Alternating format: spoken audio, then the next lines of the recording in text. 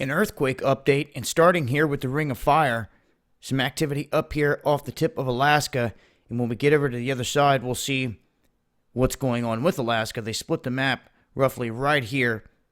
You can see one of the recent quakes here within the past few hours hitting this region, and really just some normal type of activity, but plenty of it going around the Ring of Fire. Now, we also had a little bit of activity down here off the Indian Ridge. This is all what I would label normal activity. When you see these mid-level quakes popping off, that's just the normal movement of plates around the globe. Now, when you get areas that lock up and that don't see action for a long time, that's when you see a big release of energy and you see a big earthquake. We can see here 104 minutes ago, 4.3, and what they're listing is Argentina. Now, that looks to be off the right side of this mountain ridge. So we look up here, 78 minutes ago, 4.3, Peru. We have Argentina and Peru both being hit with 4.3s, the pinch point being Chile, or this region right here that's been quiet for a long time, all the way out to Easter Island. This area is known for generating some big earthquakes a time or two and swarming a whole lot. It has in the past. This area, really the same way. Colombia, Panama, Costa Rica, Nicaragua, Guatemala.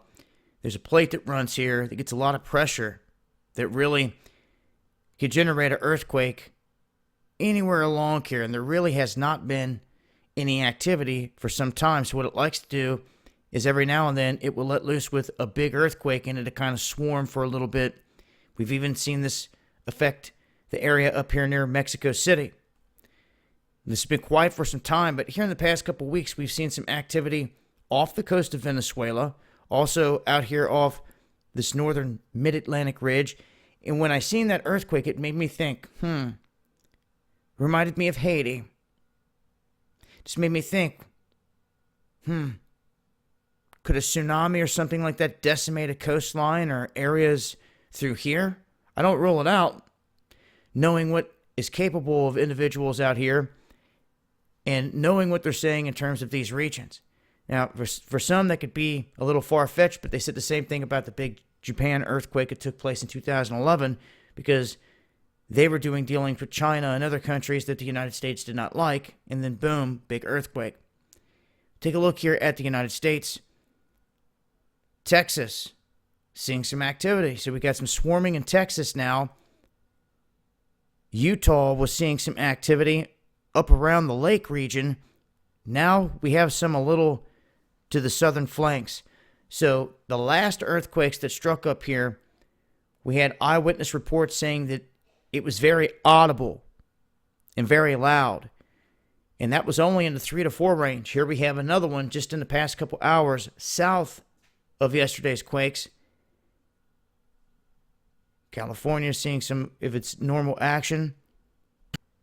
And Old Faithful, we have some activity near there in Wyoming, a 3.8. And this is kind of a new trend. We're seeing these earthquakes that are hitting in a decent magnitude. You're not talking just below 1 or 1 magnitude. 3 or above. There's been several near Old Faithful, and we know that some of the other geysers, there's been reports of rocks being ejected with them going off. And this is the latest. Here, another magnitude 3 in this neck of the woods, but not a lot of significant activity globally. I believe we have just a few small quakes going down through here. And it looks like the swarm has picked back up for whatever reason up here in northern Alaska. Last time when that happened, it died down, and when it went quiet, there was a big quake down here in this region. And then after that, we had another decent one over here because it was quiet forever. And you can see here, this is an area that's quite Pacific Northwest, Wande, Fuca, all that. But there's a look at the earthquake map, some of the activity here in the United States. I'll continue to update as things change. I'll leave a link below. Make sure to follow me on Twitter for more. It's been Dabu7. Much love, y'all.